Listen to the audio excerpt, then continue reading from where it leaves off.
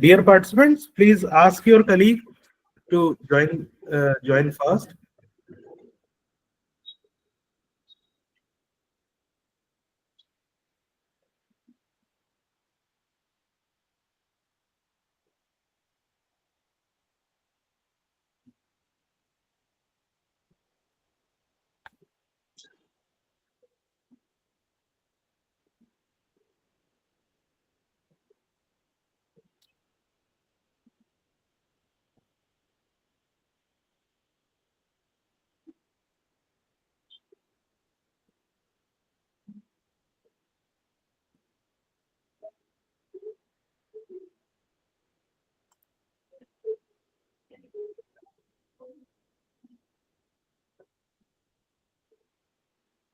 लखनऊ में कैसी बारिश चल रही है?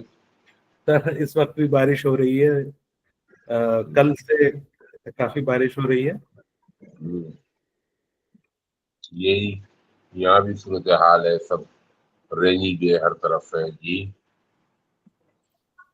जी जी जी। और मजहर साहब बता रहे थे कि काफी बारिश हुई है अलीगढ़ में, और साजिद साहब भी बता रहे थे। जी जी। सर, नियरली 50 पार्टिसिपेंट है ज्वाइन, तो क्या हम लोग सर शुरू करें? जो मुनासिब समझे, मैं तैयार हूँ जी।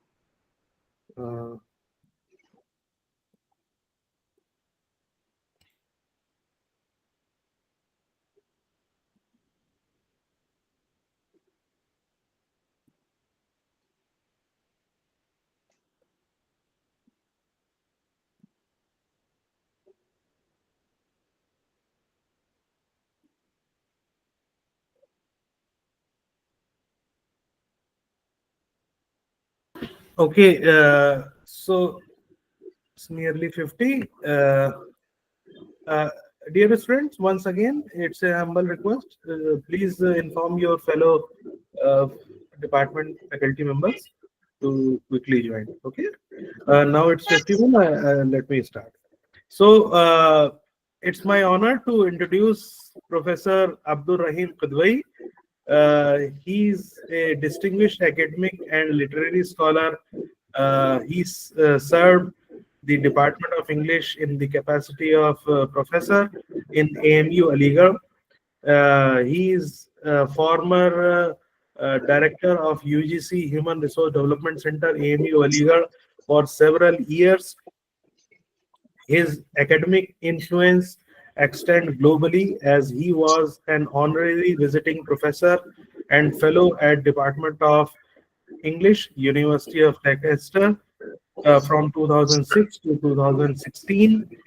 He is widely respected for his scholarship, administrative acumen, and commitment to higher education.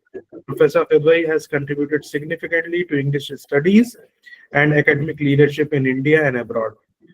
Please join me in welcoming Professor Abdur Rahim today.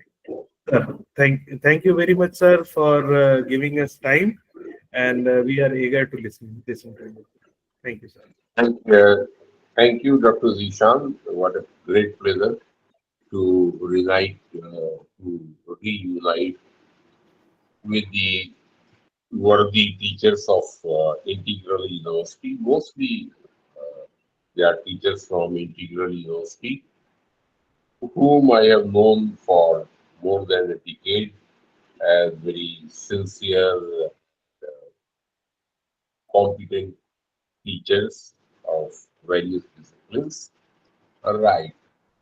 So it is so gratifying to note कि आपने ये एक ओरिएंटेशन कोर्स ज्वाइन किया है NEP के बारे में. तो उसी रेफरेंस से I will share some of my observations with you.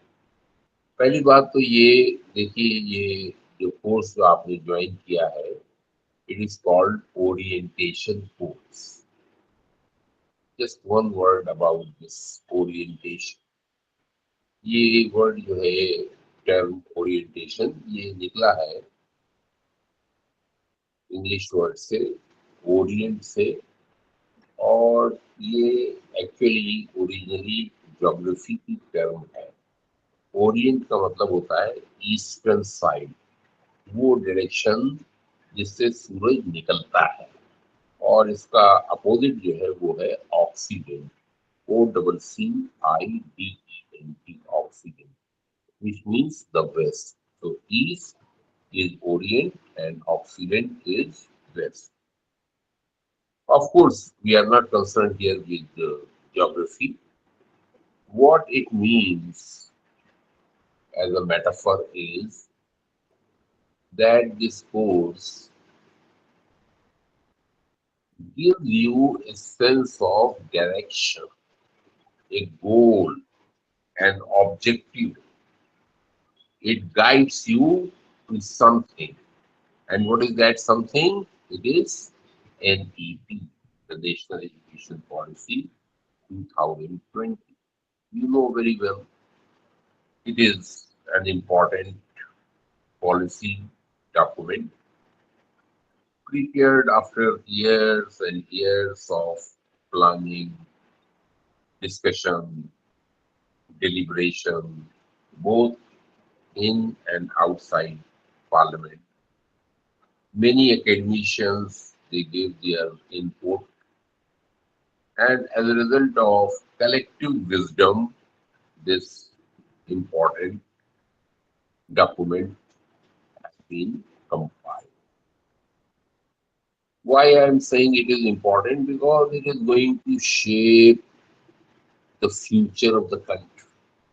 Education is the key to nation building. इस वजह से नेशनल एजुकेशन पॉलिसी की बहुत अहमियत हुई. इससे पहले 1986 में नेशनल एजुकेशन पॉलिसी इम्प्लीमेंट हुई थी. बीच में भी कुछ अमेंडमेंट्स हुए, लेकिन as a major policy statement ये समझिए 1987 के बाद, 1986 के बाद अब 2020 में, after 35 years, it has been implemented.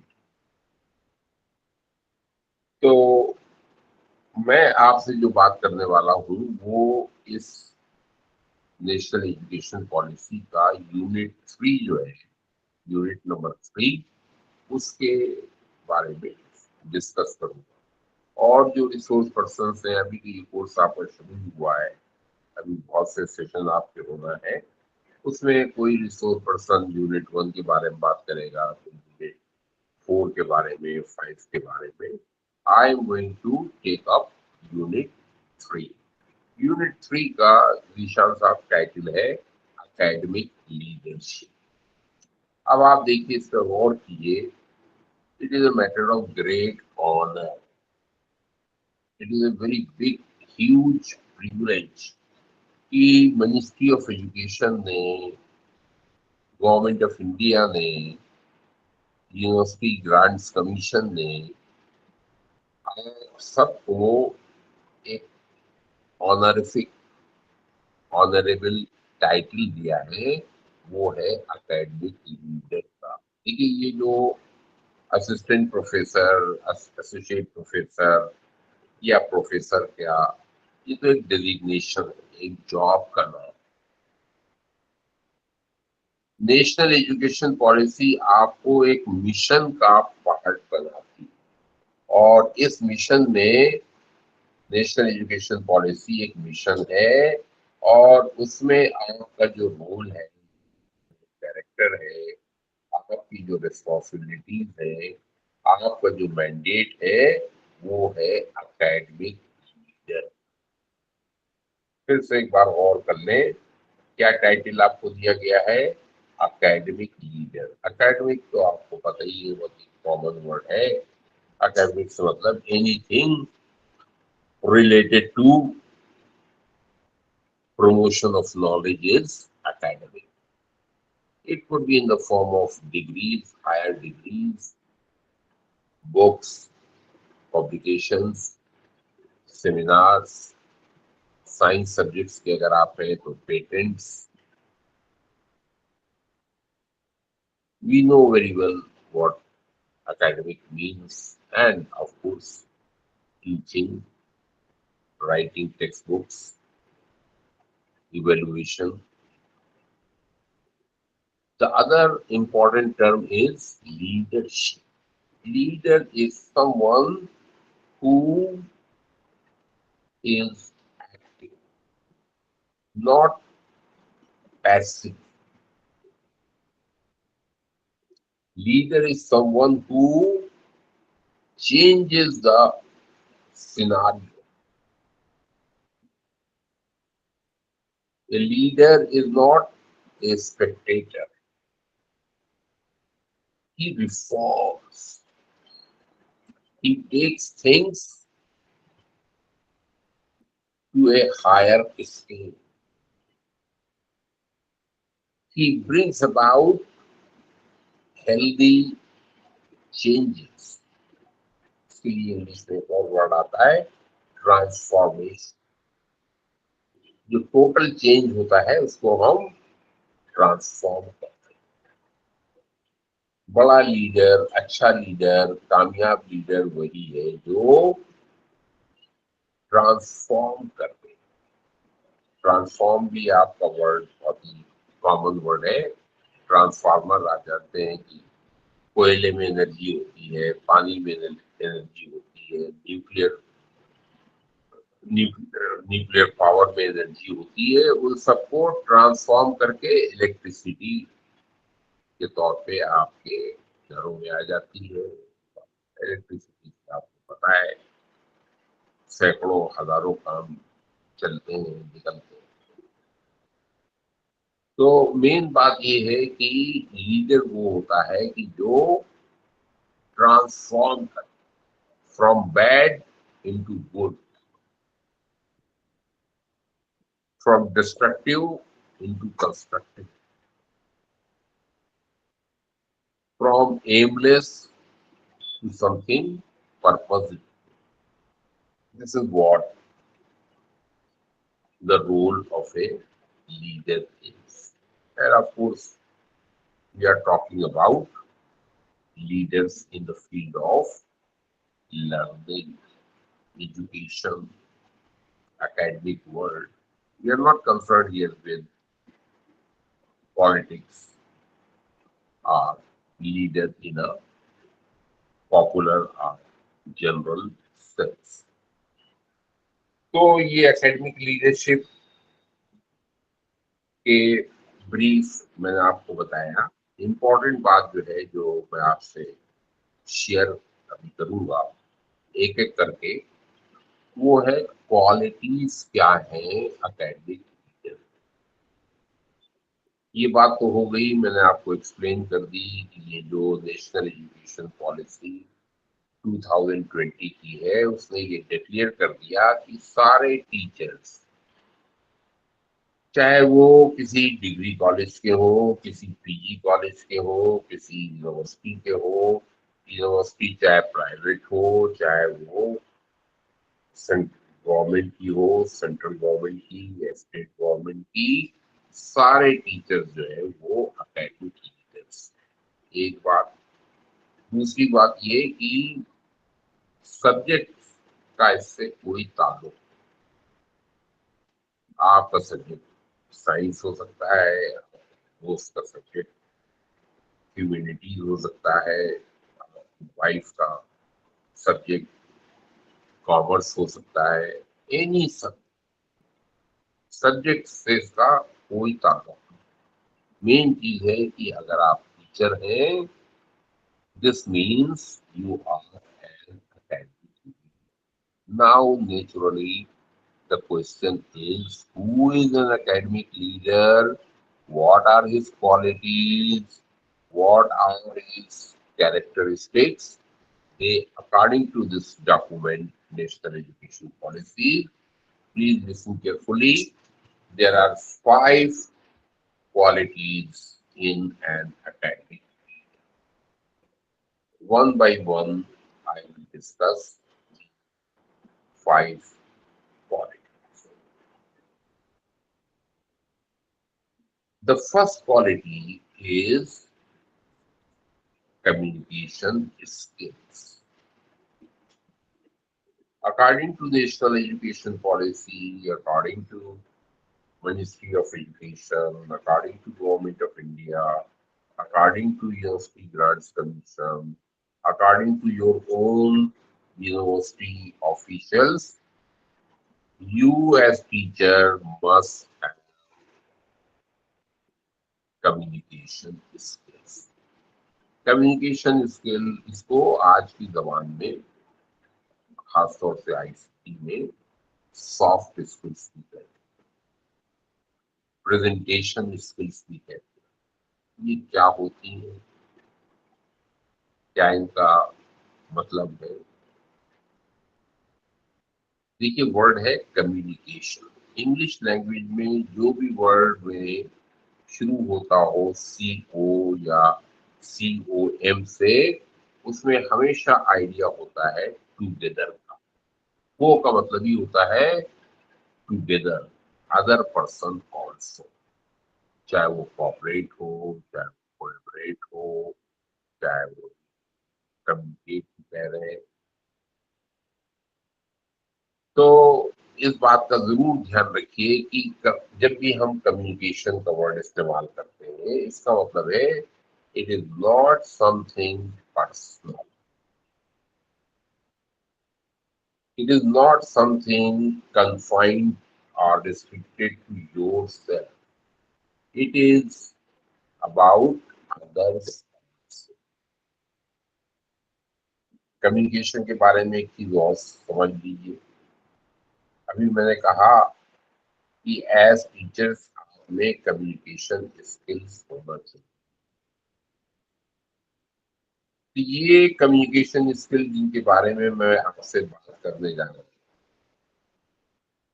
इसका सिर्फ ये मत समझिएगा कि अंग्रेजी से ताल्लुक है, इंग्लिश राइटिंग स्पीकिंग से, नॉट सो। हर लैंग्वेज के लिए जो भी आपकी मदर टंग है, जो भी आप जबान बोलते हैं, इट एप्लाइज टू दैट। दूसरी बात ये कि कम्युनिकेशन जो है उसमें स्पीच भी इंक्लूडेड है और राइटिंग भी इंक्लूडेड। चाहे आप स्पोकन फॉर्म में कम्युनिकेट कर रहे हो, चाहे रिटन फॉर्म में, you should have some quality. वो क्वालिटीज क्या है, क्या करना चाहिए, this is what I am going to discuss with my dear fellow teachers. For communication, essential, most important thing is mental planning. हमारे बड़े बूढ़े कहते थे, बोलने से पहले तौलो। तो इससे पहले कि आप अपनी जबान खोलें या कलम चलाएं, थोड़ी सी तैयारी कर लें। इसको कहते हैं हम मेंटल प्रिपरेशन। क्योंकि जबान का मामला बड़ा नाजुक होता है। ये भी हमारे बड़े बूढ़े कहते आए हैं, जबान से निकला हुआ लफ्ज और कमान से निकला हुआ तीर फिर वापस नहीं आता, सीधा जाके लगता है, और लगता है तो चोट भी पहुंचती, और किसी के चोट लगेगी तो फिर और प्रॉब्लम्स होंगी. It will lead to friction, quarrel, embarrassment, shame, apology, many things. So you have to be careful. इसी वजह से think before you say anything or you write anything. This is the starting point.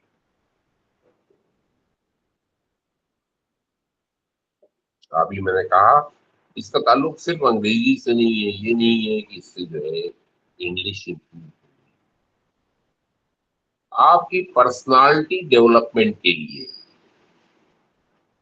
Better human being होने के लिए, better family member होने के लिए, better colleague होने के लिए, better member of the society होने के लिए, better citizen of this great country होने के लिए ये जरूरी है कि आपका कम्युनिकेशन प्रॉपर कम्युनिकेशन कैसे किया जाता है, उसके लिए किन बातों को ध्यान में रखना चाहिए. This is what I am trying to explain to you point by point. सबसे पहली चीज तो ये, पहली बात तो मैंने ये बताई कि थोड़ा प्लानिंग करें, मेंटली प्रिपेयर करें. और उसका क्या मतलब है कि ये आप सोचिए सबसे पहले कि वेयर आर यू. अब ये वेयर का मतलब ज्योग्राफी नहीं है. वेयर का मतलब है क्या सिचुएशन है, क्या सीन है, क्या सेटिंग है जिसमें आपको कुछ कहना है. तो ईशान साहब, ये बड़ा जरूरी है कि ये समझ लें कि आप कहाँ पे खड़े हैं. अपने एचओडी के सामने बैठे हुए हैं, या अपने लिविंग रूम में अपने फैमिली के साथ बैठे हुए हैं, या अपने साथियों के साथ स्टाफ रूम में हैं, या चंडीगढ़ में कोई सेमिनार प्रेजेंट कर रहे हैं, या एयरपोर्ट या बैंक में एज कस्टमर है. हर जगह आदमी का, लिसन केयरफुली, आपका सोशल स्टेटस डिफरेंट होता है. ये भी याद रखिए, लाइफ जो है all the time moving, changing.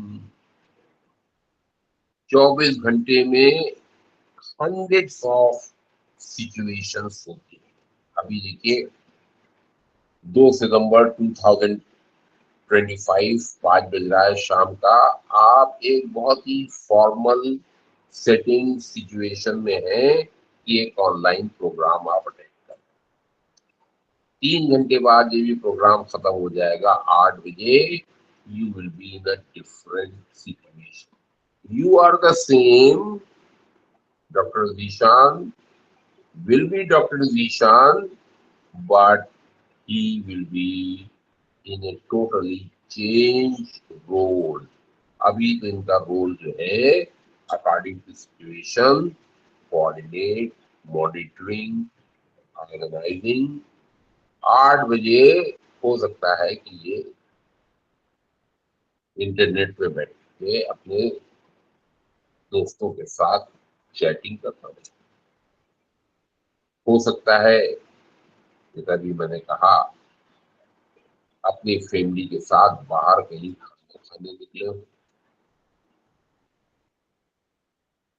हो सकता है टैक्सी में बैठ के ये कहीं और के लिए निकले हो, ट्रेवल के लिए. Different situation. थोड़ी देर बाद एक और सिचुएशन.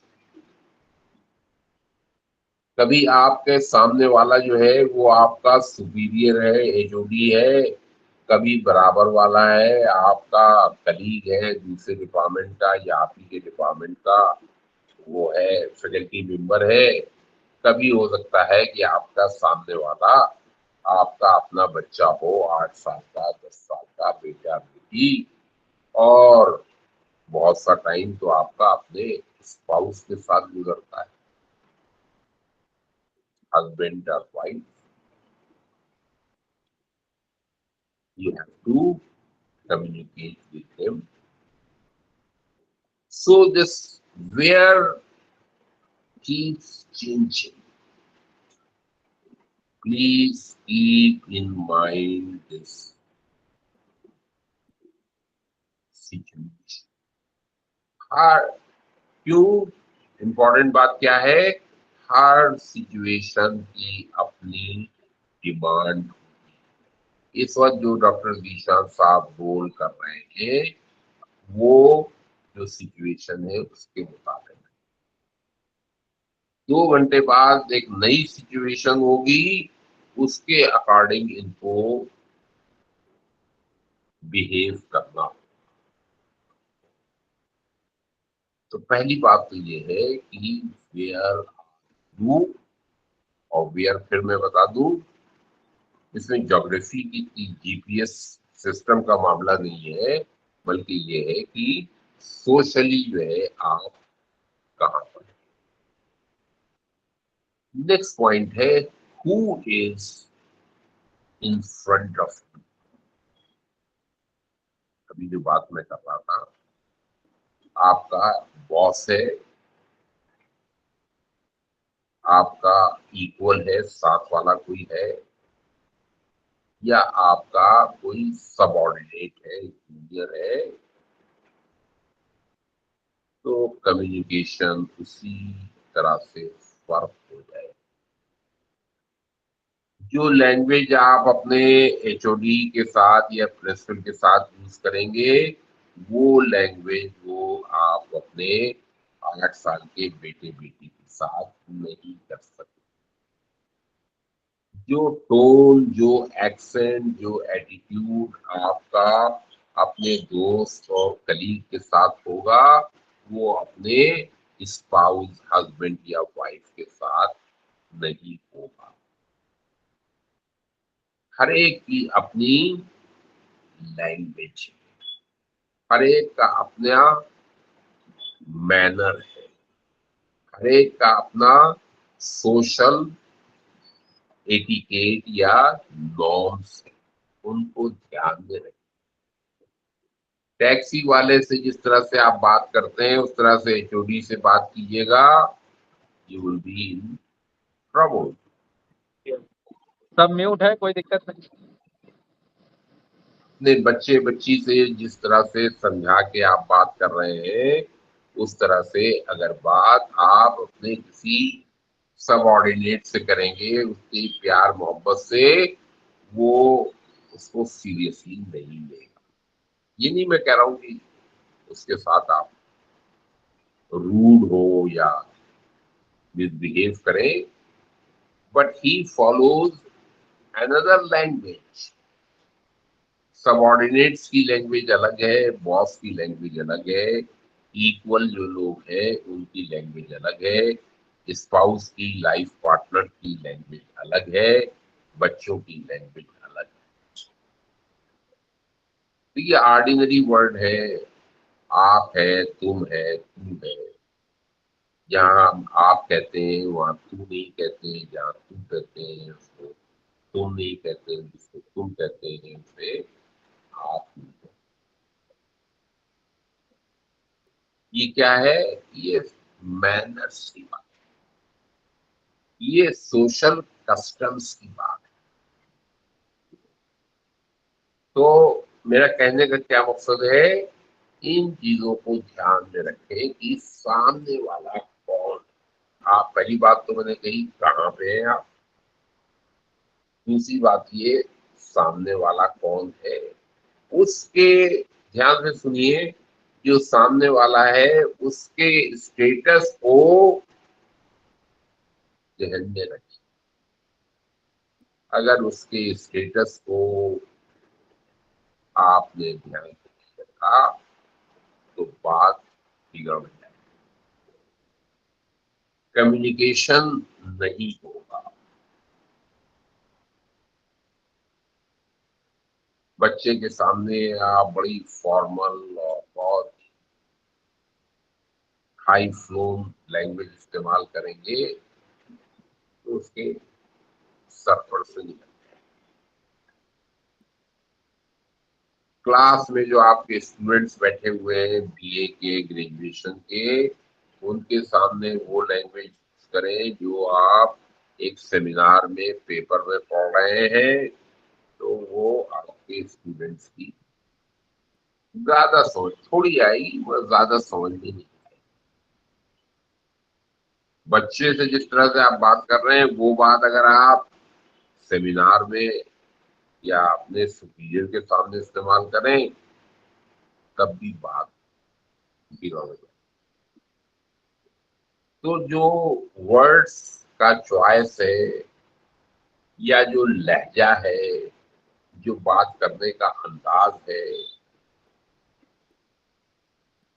जो एक्सेंट है, जो टोन है, that changes according to situation, according to the person with whom you are coming.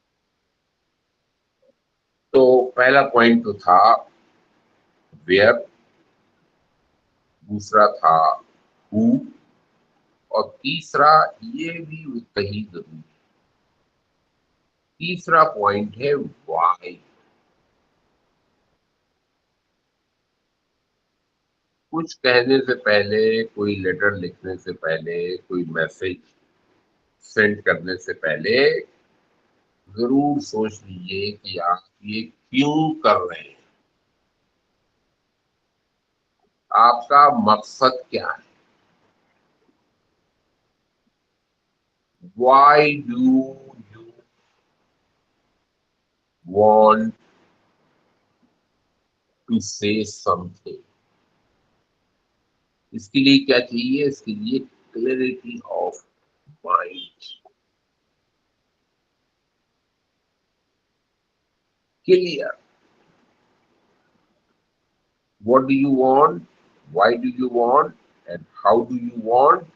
ये जितना आपके माइंड में क्लियर होगा, आपका कम्युनिकेशन उतना ही इफेक्टिव और सक्सेसफुल।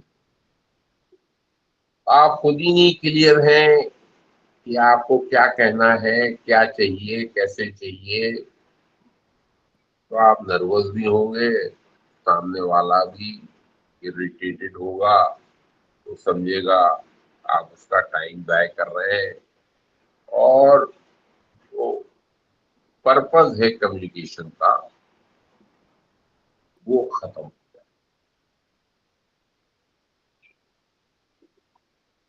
और टीचर के लिए तो देखिए सबसे अच्छी क्वालिटी है, टीचर के पास अगर हार्वर्ड की डिग्री है, 50 किताबें हैं, 100 इंटरनेशनल कॉन्फ्रेंसेस हैं, 20 पेटेंट्स हैं, वेरी गुड, ये सब एकेडमिक डिस्टिंक्शंस की बात है। लेकिन अगर वो अपने क्लासरूम में अपने स्टूडेंट से कम्युनिकेट नहीं कर सकता, अपनी बात उनको प्रेजेंट नहीं कर सकता, ये सारे एकेडमिक डिस्टिंक्शंस बिल्कुल मीनिंग। स्टूडेंट तो बिल्कुल बहुत ही फ्रेंकली मैं बता रहा हूँ क्या है, वो कस्टमर है। कस्टमर को अगर आप सेटिस्फाई नहीं कर पाए तो आपकी प्रोडक्ट कहीं की हो, अमेरिका की हो, फ्रांस की हो, जर्मनी की, वो शेल्फ पे रखी रह जाए। कस्टमर को तो सेटिस्फैक्शन होना चाहिए। ट्रस्ट होना चाहिए। ये कैसे होगा? आप किस तरह से उसको सेल करते हैं, आप कैसे उसको प्रेजेंट करते हैं, कैसे उसको इंट्रोड्यूस करते हैं। If you do it successfully, it will sell. When it sells, you will be successful. Teacher की देखिए सबसे इम्पोर्टेंट क्वालिटी जो है वो है उसके पढ़ाने का अंदाज, ऐसा अंदाज कि स्टूडेंट की समझ में आए, उनके दिल और दिमाग में बैठ जाए, उनको फिर किसी नोट्स की जरूरत ना पड़े। देखिए आप सभी जो है 8 साल 10 साल टीचिंग एक्सपीरियंस के लोग,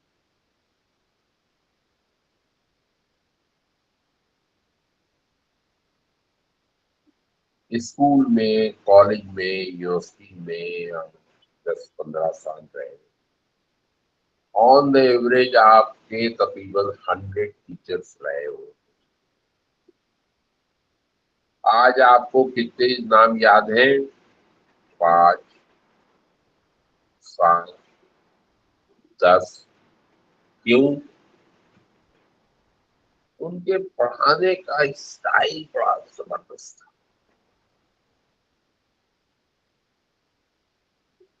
वो ऐसा समझाते थे,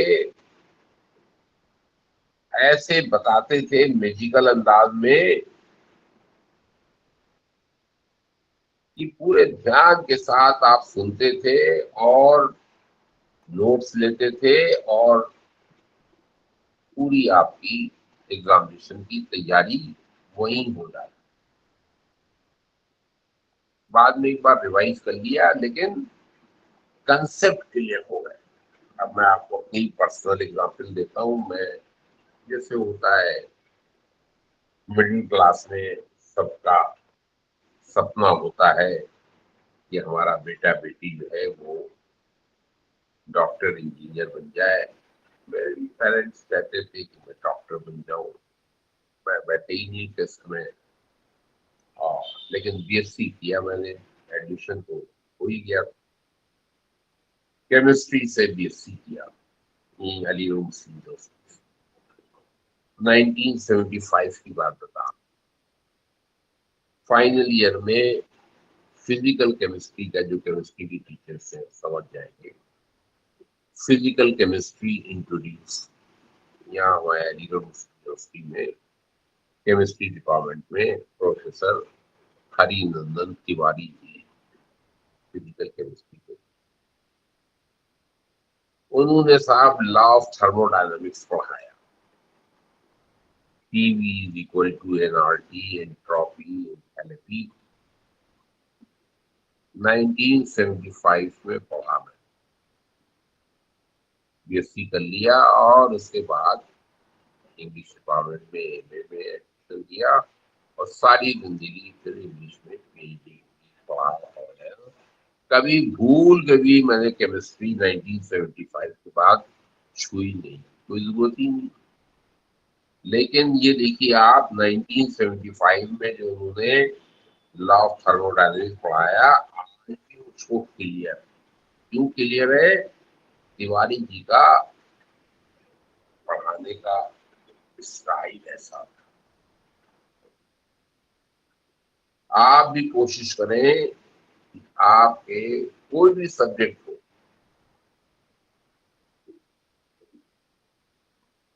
उसके पढ़ाने का ढंग ऐसा हो कि पत्थर की तरह उसके दिमाग पे, उसके दिल पर लिख जाए। जब वो क्लास से उठे तो बीच में घड़ी न देखे, आप ही को सुनता रहे, आप ही को देखता रहे।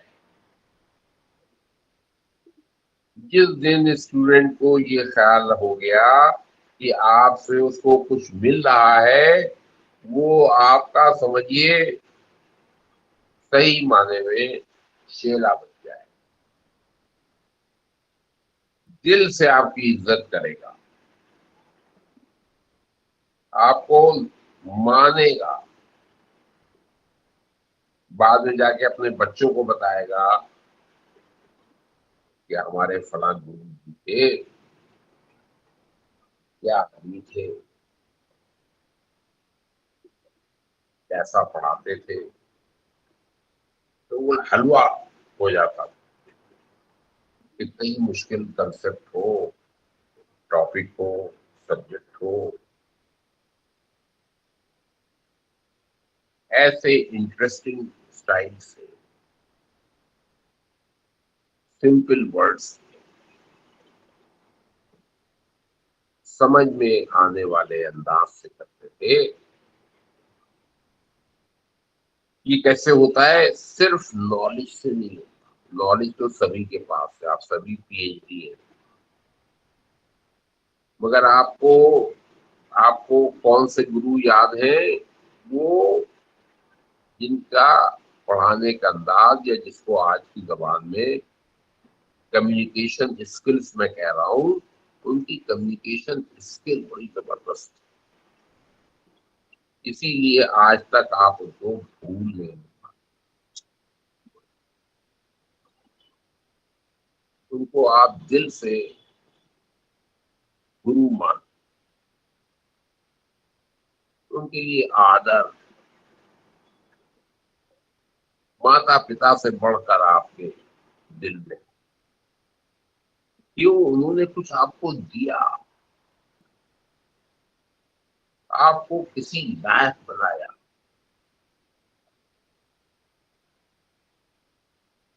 मेरा 5वीं क्लास का स्कूल का टीचर, जिसको उस जमाने में 200 रुपए मिलते थे, जिसने ग्रामर के कंसेप्ट उसको बताए, वो कंसेप्ट मुझको ना अलीगढ़ में जो मेरा सुपरवाइजर था प्रोफेसर, उससे मुझको मिला, ना इंग्लैंड का जो प्रोफेसर था गोरा, अंग्रेजी जिसकी मदर टंग है, ना उससे मिला। तो मेरे दिल में तो जो एहसान है वो तो अपने उस प्राइमरी स्कूल के टीचर का है। गरीब आदमी, लेकिन उसने इस लायक कर दिया कि अंग्रेजी कहीं भी कुछ भी बोलनी हो, लिखनी हो, without any mistake, without any problem in grammar. So whether it is English, whether it is mathematics, whether it is management subject, it does not matter. Communication is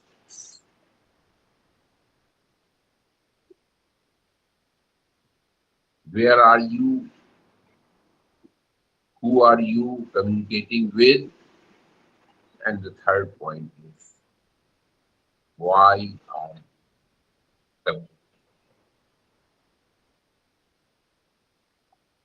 why are you talking to someone? जितना ये concept आपके clear होगा, आपका communication successful होगा। और एक बात और सुन ले, समझ ले, अगर आपका कम्युनिकेशन का स्टाइल सही है तो आप में अंदर से कॉन्फिडेंस आए, दूसरे लोग जो है वो आपका आदर करें।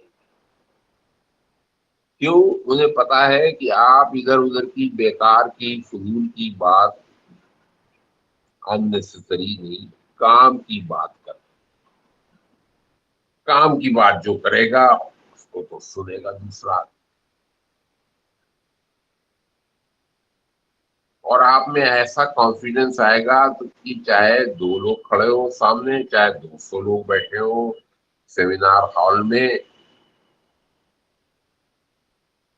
क्यों? आपको अपने अंदर भरोसा है, आपके माइंड में बिल्कुल क्लियर है क्या कहना है, किससे कहना है, क्या कहना है, किस तरह से कहना है। ये पॉइंट्स अगर आपने क्लियर कर दिए, you will B a great teacher, you will be a memorable teacher, you will be a respected teacher. This is I am assuring based on my 45 years of teaching experience.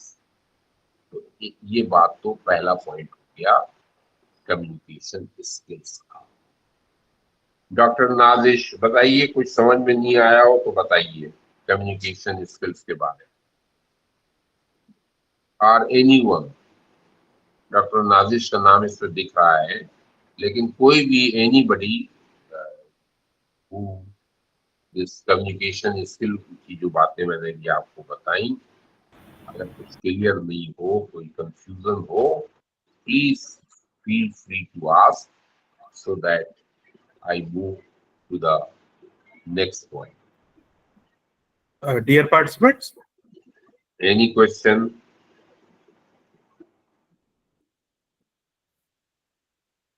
Okay, अच्छा, अब ये जो national education policy है, अभी मैंने बताया कि उसमें टीचर की या एकेडमिक टीचर को एकेडमिक लीडर कहा गया है। एकेडमिक लीडर से ये कहा गया है कि उसके अंदर 5 क्वालिटीज होना चाहिए। पहली क्वालिटी तो कम्युनिकेशन स्किल्स की थी, इस पे अभी बात। दूसरी क्वालिटी है टीचर में आप में हो ये इम्पैक्ट, EMPATHY, इम्पैक्ट। ये इम्पैथी क्या होता है? इंग्लिश में ग्रीक से एक वर्ड आया पैथोस। पैथोस का मतलब होता है फीलिंग।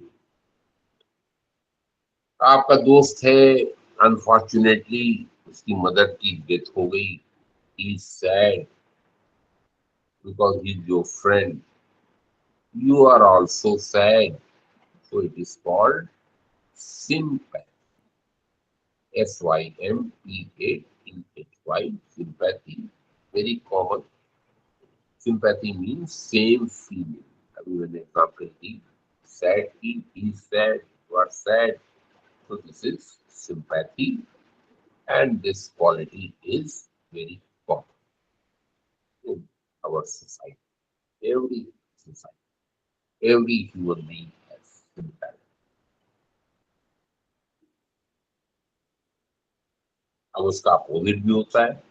आप कॉलेज आए, अपने बाइक खड़ी की, क्लास अटेंड किया या क्लास पढ़ाए, 4-5 घंटे बाद निकले, देखा किसी ने आपकी सीट जो है वो ब्लेड से काट दी है और फोन उसका बाहर निकला।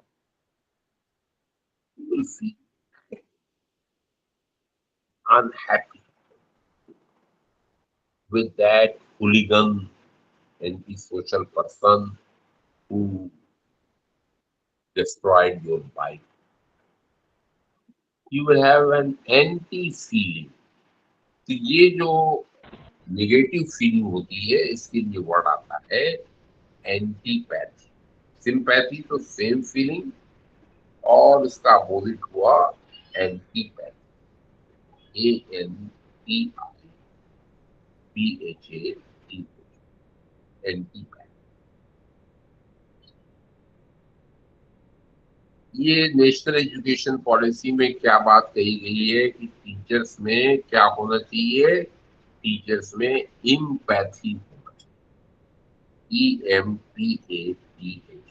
ये इम्पैथी क्या होता है, ये मैं आपको दो एग्जाम्पल से एक्सप्लेन और से सुन। 1910, Mohandas Karamchand, who we call as Gandhi, young man at that time, England से लौटे थे लॉ का कोर्स करके ही वॉज ए लॉयर।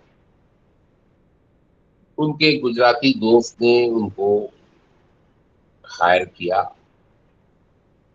उनको गुजराती दोस्त था, वो साउथ अफ्रीका में बिजनेसमैन था। उसका कोई लीगल मामला था। उसने गांधी जी से कहा तुम आके मेरा केस लड़ो। तो पता था अब ये इंग्लैंड से कोर्स करके आए हैं, he is a bright intelligent man, it will be good for his case. Gandhi ji is at that time young man, 30 years old.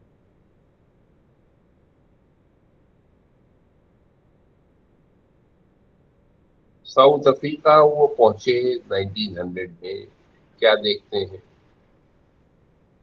वहाँ के जो लोग हैं 99.9% काले, ब्लैक। गवर्नमेंट किसकी है, रूलर कौन है, 0.1% वाइट पीपल।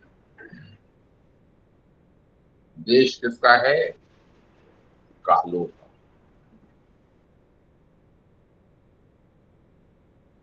सलूक उनके साथ क्या हो रहा है, जानवरों का। गांधी जी गए, ट्रेन में बैठे, ट्रेन के कंपार्टमेंट पे लिखा है ब्लैक्स नॉट अलाउड। शाम को टहलने पार्क में गए, पार्क में बेंच पड़ी हुई है, उस पे लिखा है blacks not allowed.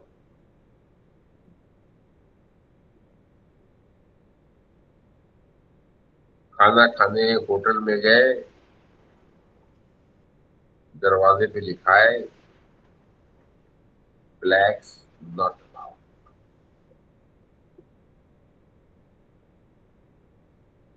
This made Gandhi ji angry, he protest. देखिए, Gandhi ji is not black, he is not South African, but he has love for humanity. He is a man of justice. He believes in fair play, equal treatment for everyone. So he opposed the South African government that supported the local black. ये क्या है? This is impact. क्या हुआ empathy, विशाल साहब? Love, support out of humanity, out of justice, out of fairness, fair play। जी,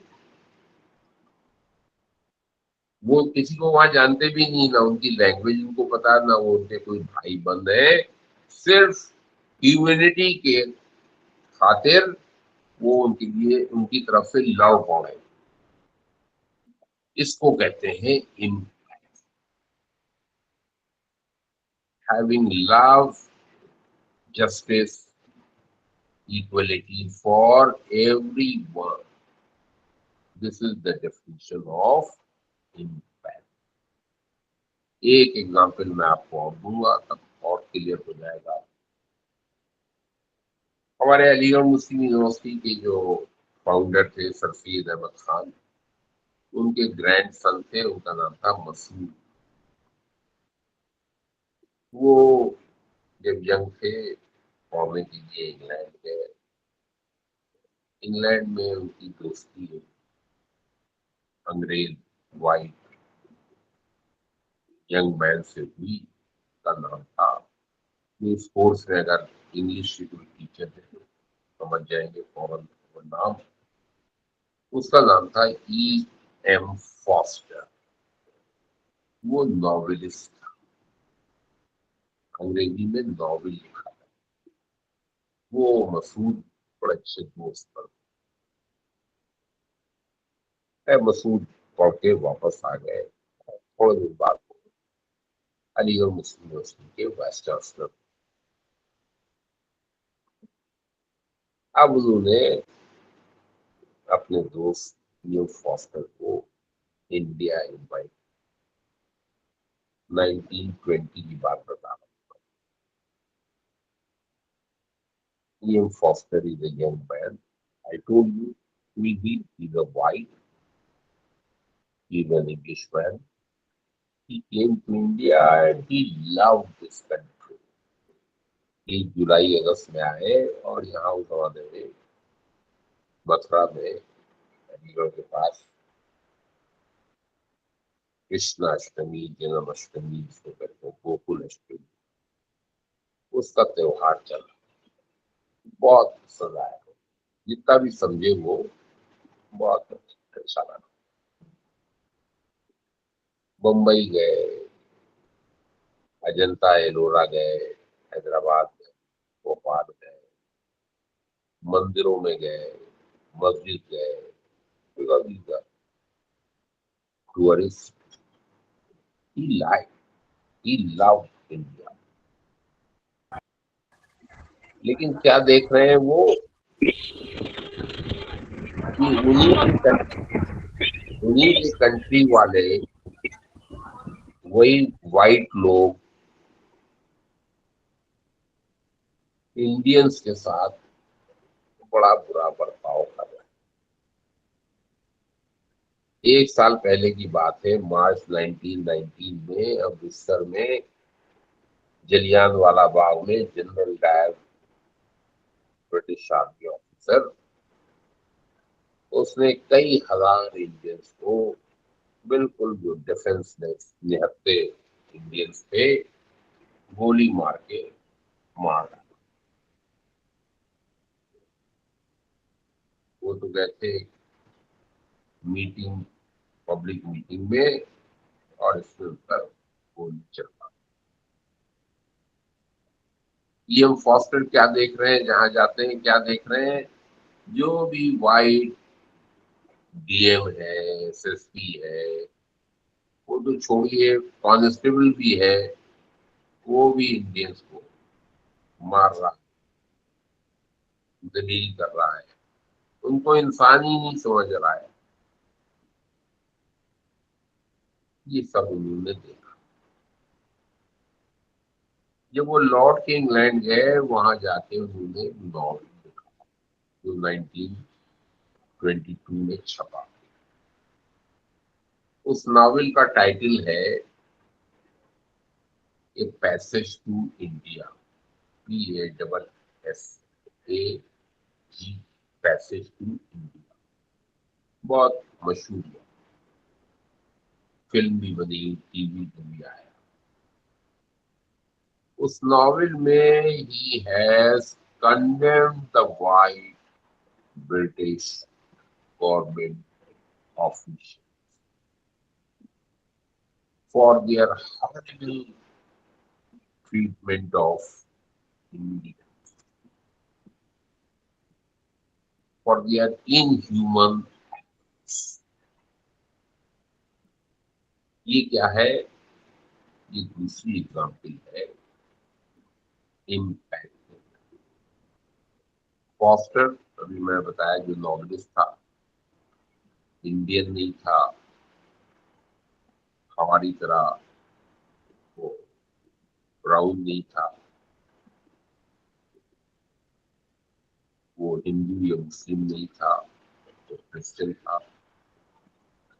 लेकिन justice, equality, fairness की वजह से उसने इंडियंस को सपोर्ट किया और अपने ही देशवासियों को जलील किया। दुनिया के सामने ये बात रखी कि ये गोरे ब्रिटिश कैसे शैतान है, कैसे बीस्ट्स है, कैसा खराब सलूक करते हैं इंडियंस के साथ। ये है इम्पैक्ट। अब सवाल ये उठता है कि आपसे क्यों कहा गया, आप तो टीचर हैं, आपसे सिंपैथी क्यों कहा गया? जीशान साहब, our country is a multi religious country, multi linguistic country, multi cultural country, multi regional country. आप आईसीटी की क्लास ले रहे हैं और नॉर्थ ईस्ट का स्टूडेंट बैठा हुआ, उसका रिलीजन, उसकी जाति, उसका रहन सहन, उसके कपड़े, उसके लैंग्वेज आप जैसे हैं या डिफरेंट? बिल्कुल डिफरेंट। लेकिन आप क्या हैं? आप गुरु हैं। आपके लिए इससे कोई फर्क नहीं पड़ता कि उसका धर्म क्या है, जाति क्या है, जबान क्या है, कल्चर क्या है, खाता क्या है, पहनता क्या है, ओढ़ता क्या है। तो गुरु और शिशु का संबंध, लव, हेल्प, काइंडनेस, जस्टिस, ये क्वालिटी हर टीचर में। क्यों? हमारा देश इस तरह का है, भांत भांत के लोग हैं, सबके साथ न्याय, सबको एक नजर से देखना। गुरु तो वही है जिसके नजर में सब बराबर, कोई भेदभाव नहीं। अभी मैंने एग्जाम्पल दी गांधी जी की, ये फॉस्टर की। गैर गैर जो दूसरे लोग हैं उनके लिए भी उतनी ही मोहब्बत, यही टीचर का कर्तव्य। हर एक के लिए मोहब्बत, हर एक की भलाई, हर एक की मदद। और उसमें कोई ये ध्यान नहीं देना कि सामने वाला कौन, वो स्टूडेंट है, बस यही जो है वो चेला है आपका, यही इम्पोर्टेंट। कहाँ से आया है, केरला का है कि गुजरात का है, आसाम का है, इससे कोई फर्क।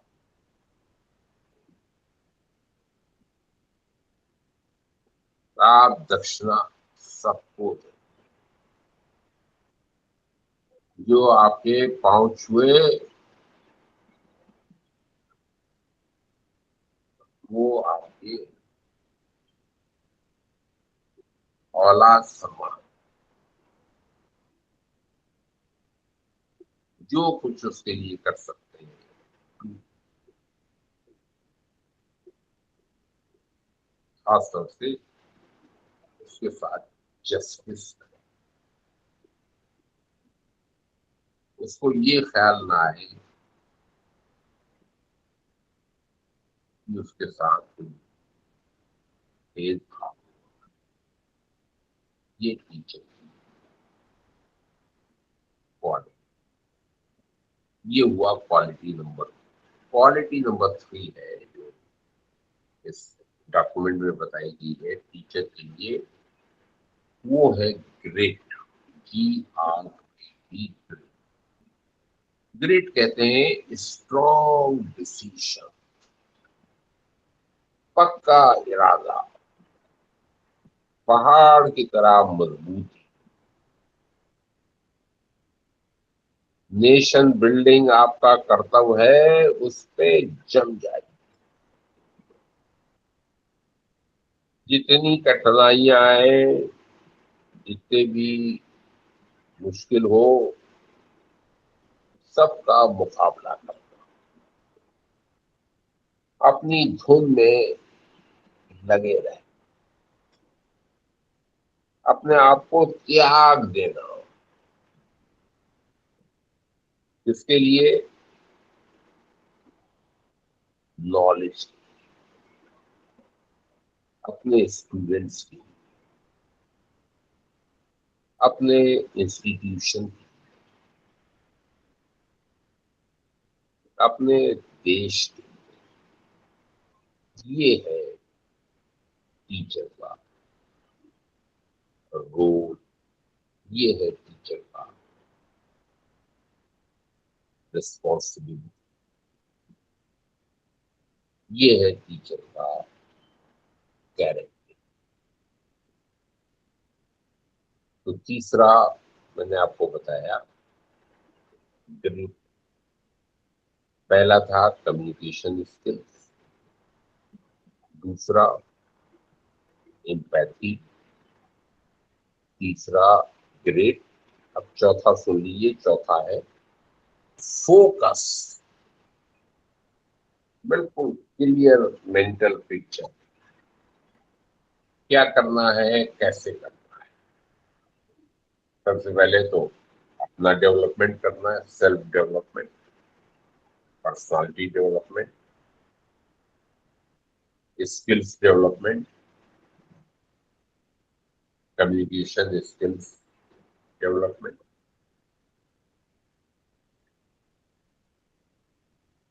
फिर अपने छात्रों, अपने कॉलेज, अपने लोकेलिटी का जहां आप रहते हैं आसपास, तभी तो देश आगे बढ़ेगा। जब हम सब मिल के सब के सब कोशिश करेंगे, तभी आगे बढ़ सकते हैं। एक आदमी के करने का काम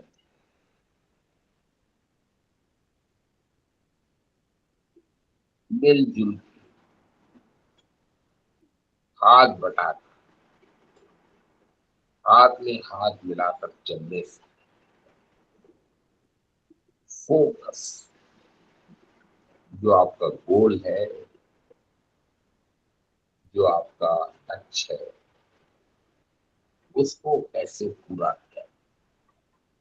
अब छोटी सी बात है, आपका कॉलेज है, 2-3 हजार स्टूडेंट्स है, प्रिंसिपल साहब आपके बड़े अच्छे हैं, बहुत कॉम्पिटेंट, लेकिन उनके 100 आंखें तो नहीं है, 20 कान तो नहीं है, सीसीटीवी तो जरूर है, लेकिन हर चीज तो नहीं देख सकते, बाथरूम साफ नहीं है, स्पोर्ट्स की फैसिलिटी सही नहीं है, घास बड़ी हुई है, कंप्यूटर लैब ठीक से काम नहीं कर रही, कनेक्टिविटी का प्रॉब्लम है, 50 प्रॉब्लम्स होते हैं। प्रेसिडेंट साहब को करना चाहिए, वो करते भी हैं, लेकिन सब चीज तो वो नहीं कर सकते। कुछ आप कीजिए, कुछ वो करें, कुछ आपके साथी करें, मिलजुल के करेंगे तो माहौल अच्छा रहेगा, कॉलेज में सुखी रहेंगे लोग, नहीं तो शिकायत, दिल खराब, एक दूसरे से खुश नहीं, इसको बदलने लास्ट पॉइंट जो है वो है रैंकिंग। आज का जमाना बड़ा कॉम्पिटेटिव है। विजय साहब, हमारे जमाने में जिंदगी बड़ी आसान थी। आया, क्लास पढ़ाई, चले गए, पहली तारीख को दौड़ खुली। कौन यूजीसी क्या क्या होती है, नैक क्या होता है, रैंकिंग क्या होता है, किसी को कुछ पता नहीं। ये जिंदगी जो आजकल तो है, सर यही चल रहा है। अरे साहब, मैं तो अब भी हूँ यूनिवर्सिटी में, ऑनरेडी डायरेक्टर हूँ। रोज मिनिस्ट्री से प्रोफार्मा आता है, ये इंफॉर्मेशन भेजिए, ये इंफॉर्मेशन भेजिए, ये कीजिए, इसकी रिपोर्ट दीजिए। और रिपोर्ट भी ऐसी नहीं, बल्कि उसका वीडियो बना के भेजिए कि आपने योगा के लिए आज क्या किया, और कल आपने स्पोर्ट्स डे के लिए क्या किया, परसों इसके लिए क्या किया। 24 घंटे बड़े भाई की नजर आप पर रहती है। जी, पहले हमारे यहाँ कोई पूछता नहीं था, पता ही नहीं था किसी को कि दिल्ली में क्या हो रहा है। जी, और जी ईमेल है, इंटरनेट है, दिल्ली में और अलीगढ़ में कोई फर्क नहीं। जी, प्रेसिडेंट आपके वीसी साहब को पल पल की खबर रहती है कि क्या हो रहा है, कैसे हो रहा है, क्या कर रहा है। जी, तो कोई जासूसी का निज़ाम नहीं है, लेकिन सिस्टम ही अब ऐसा हो गया है कि ट्रांसपेरेंसी, अकाउंटेबिलिटी, ये हर चीज जो है वो बिल्कुल आप उसकी जद में रहते हैं। तो ये जो रैंकिंग है, ये आपके इंस्टीट्यूशन के लिए बहुत महत्वपूर्ण चीज। उससे आपकी भी प्रेस्टीज अच्छा, ये उस कॉलेज में है जो नंबर 1 है। अच्छा, ये उस यूनिवर्सिटी में है जिसकी अपनी सेकंड रैंक आई। आपको भी सुन के अच्छा लगता है, खुद भी आप गौरव महसूस होता है। तो सारे टीचर्स, फिर वही बात, मिलजुल के जब कोशिश करेंगे तभी रैंकिंग अच्छी, तभी आपके इंस्टीट्यूशन का इंफ्रास्ट्रक्चर अच्छा, तभी आपके कॉलेज का नाम होगा, उसकी रेपुटेशन बढ़े, उसकी गुडविल बढ़े। ये बिल्कुल मत समझिए कॉलेज की, यूनिवर्सिटी की जिम्मेदारी सिर्फ वाइस चांसलर की है, या प्रिंसिपल की है, या मैनेजिंग कमेटी की। ये collective responsibility. Each one of you is equally responsible for it. ये थी 5th क्वालिटी टीचर्स में होना। लास्ट में टाइम कम बचा है, मैं 2 चैलेंजेस के बारे में बहुत ही ब्रीफली आपसे बात करूं। मैंने प्रॉब्लम का लफ्ज नहीं इस्तेमाल किया, चैलेंज हमारे आपके सामने है। एक चैलेंज तो जीशान साहब ये है, फाइनेंसिंग का। फाइनेंस। फाइनेंस स्टेट में, आपकी स्टेट में, आपके सेंटर में किस पॉलिटिकल पार्टी की गवर्नमेंट होती है, इससे कोई फर्क नहीं पड़ता।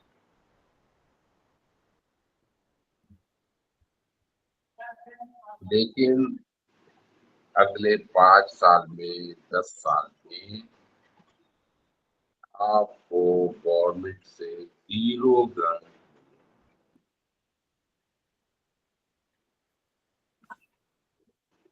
ये जी किसी भी गवर्नमेंट के लिए, मैं फिर कह रहा हूँ, किसी भी पार्टी की हो, उसके लिए ये पॉसिबल नहीं है कि वो billions and billions and billions of rupees grant में देती चली। फीस के नाम पे इनकम हो 100 रुपए और खर्चा आ रहे हैं 3 लाख। हमारी यूनिवर्सिटी की अलीगढ़ मुस्लिम यूनिवर्सिटी की ग्रांट है 1500 करोड़ रुपए। बीएचयू की है 1800 करोड़ रुपए। दिल्ली की और बड़ी यूनिवर्सिटी है 2500 करोड़ रुपए। ये जो 3 यूनिवर्सिटियों को मैंने बताया, 40 यूनिवर्सिटीज है सेंट्रल यूनिवर्सिटी ये 400 स्टेट यूनिवर्सिटीज है जी, 70,000 डिग्री कॉलेज है।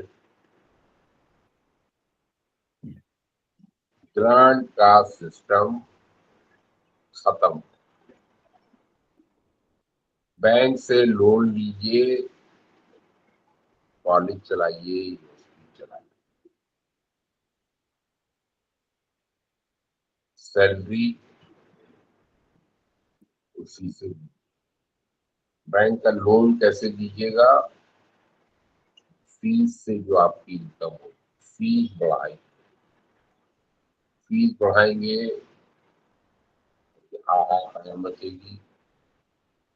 पेरेंट्स जो है पैसे ही नहीं इतना, आप 5-5 लाख 10-10 लाख हर स्टूडेंट से देंगे, उनके पास पैसा कहाँ से आएगा? तो उसका सोल्यूशन है कि वो एजुकेशन लोन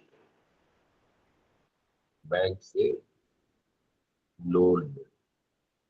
जब जॉब में आ जाए तो वो पैसा वापस।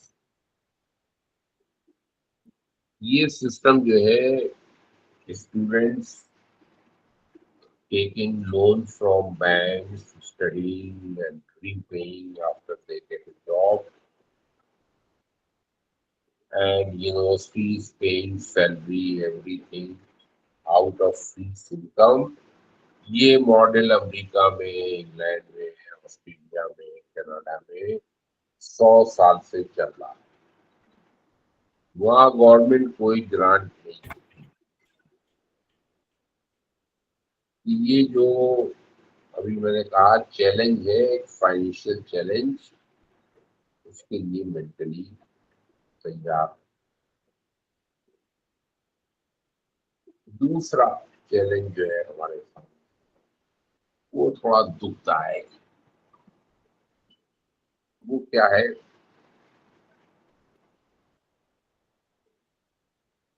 स्टूडेंट्स जो है वो हमारे पास रहते हैं कॉलेज में। मैं स्कूल की बात नहीं कर रहा हूँ, कॉलेज में, यूनिवर्सिटी 5 साल 6 साल 7 साल में, और डिग्री लेके जाते।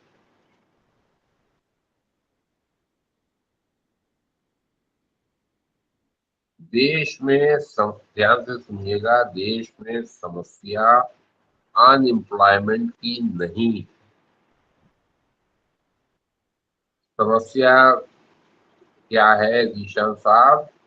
ये जो हमारे बच्चे बच्चियां हैं, लाखों करोड़ों, दे आर अनएम्प्लॉयबल। ये एमबीए की डिग्री हाथ में है, 2 जुमले इंग्लिश में हिंदी में बोल नहीं सकते, लिख नहीं सकते, प्रॉब्लम सॉल्विंग माइंड नहीं है, इनोवेटिव आइडियाज नहीं है। उनका चाचा भी बैठा होगा, मामा भी बैठा होगा सिलेक्शन बोर्ड में, उनका सिलेक्शन नहीं करेगा जी। फिर ये जो लाखों यूथ जो है, जो फ्रस्ट्रेटेड है, they are becoming a big problem for society, for country. इसमें थोड़ी गलती उनकी भी है, थोड़ी गलती हमारी आपकी भी है। हमने उनको लाइफ स्किल्स नहीं दी, हमने उनको इस काबिल नहीं बनाया कि वो अपनी बात को प्रेजेंट कर सके। उनके अंदर क्रिटिकल थिंकिंग नहीं, खुद से कुछ नहीं कर सकते, रट के इम्तिहान तो पास कर लिया, नोट्स नकल कर दिए, आता जाता कुछ। नौकरी तो उसी को मिलेगी जो कुछ करके दिखाए। जी, एक प्रॉब्लम और है, प्लानिंग सही नहीं। हर साल सुनते होंगे आप, नीट का इम्तिहान हो रहा है, 15 लाख यंग बॉयज गर्ल्स बैठते हैं। मेडिकल में सीट्स कितनी है? 50,000 गवर्नमेंट के मेडिकल कॉलेज में। प्राइवेट मेडिकल कॉलेज में जिसमें आपको लाखों फीस देना है, 50,000 उसमें सीट चलिए, आपने पैसे का इंतजाम कर लिया, तब भी कितने हुए? 1 लाख। ये जो 14 लाख जिनका सिलेक्शन नहीं हो रहा है, ये कहाँ जाए? अगले साल फिर 15 लाख आ जाएंगे, 15 नहीं हो सकता 16 लाख हो जाए, उसके अगले साल 17 लाख आ जाएंगे। ये जो भेड़ चाल चल रही है कि हर शख्स जो है मेडिकल का के लिए ध्यान दे रहा है, उससे रिजल्ट क्या निकल रहा है? फ्रस्ट्रेशन। जी, failure, resentment among you, which is something sad, which is something which needs attention, which needs solution, which needs proper thinking. जी, तो ये लास्ट में मैंने आपको कुछ चैलेंजेस या प्रॉब्लम्स भी बताई एजुकेशनल सिस्टम की। We have a huge educational system, but it needs improvement. और ये नेशनल एजुकेशन पॉलिसी इसी को इम्प्रूव करने का एक पॉलिसी है, एक स्ट्रेटेजी है। इसके हाथ मजबूत करें, इसको इम्प्लीमेंट करें, ताकि देश आगे बढ़े और हम आगे बढ़ें। सबसे इम्पोर्टेंट काम है हमारा नेशन बिल्डिंग। उस काम को सही से, ढंग से करें, मेरी प्रार्थना है। हमसे कामयाब हो, and let us all make our country a truly great and prosperous country. Okay, thank you very much. Now, last 5 minutes are there. If you have any observations, comments, questions, Sir, yes. you are most welcome. Sir, you rightly said that we have a very huge education system, and there is a lot to do with this education system to improve it, because to enhance employability. Just I'm going through a news that teachers will now necessarily have to pass on TET, teachers eligibility test, for to continue their jobs, etc. I'm thinking that if a student pass his B.Ed degree, he got a B.Ed degree. Now, after getting this B.Ed degree, he has to qualify another exam just to show that he is eligible for teaching. So this does not make any sense. He is not means eligible to teach, then he should not have a degree of a B.Ed, etc. Like this, like the same thing with engineering. that students are getting their engineering degree, but they have to qualify GATE exam just to get certain scholarships or higher education. So this is what it is showing, that we these are filters, because we are not able to control our evaluation or certain systems, so that these kind of filters are there just to check that only fine students will go surpass through this. So it's a huge challenge again. सही कह रहे हैं आप, बिल्कुल जी।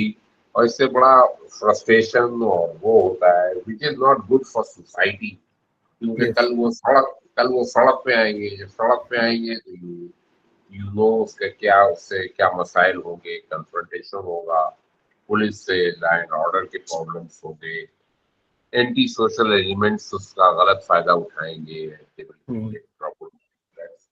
that's a serious problem, no doubt. So participants, if anybody wants to say something, please speak.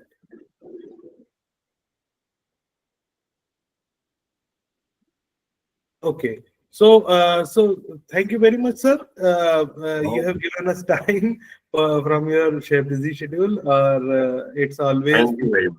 It's always pleasure listening to you, and inshallah I'll try to meet you in person. You are most welcome, and thank you, Verma ji. I can see so many names and Yes. compliments. So thank you very much. I cannot read out all the names. Yeah. Yes. Yeah. Okay. Thank you very Okay. much. Thank you so much, sir. Thank you, sir. Thank you so much. Thank you, sir. Okay, great. Thank you.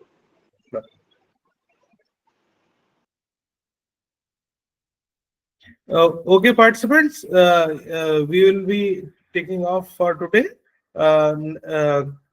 Tomorrow we will meet again at 2:30 for the session of Dr. Shiraz Firmani. He is the professor from Department of Electrical Engineering, Zakir Hussain College of Engineering Technology, AMU. He will be talking on the topic environmental consciousness.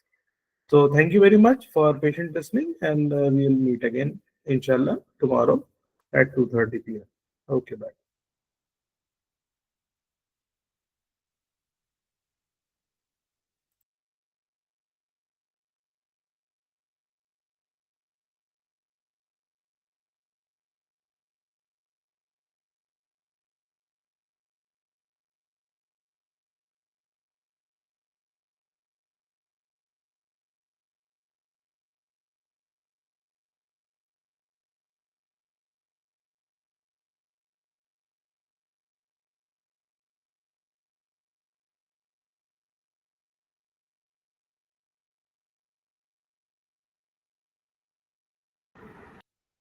Hello, sir. Can somebody tell if they have given some link for feedback, because I got my call cut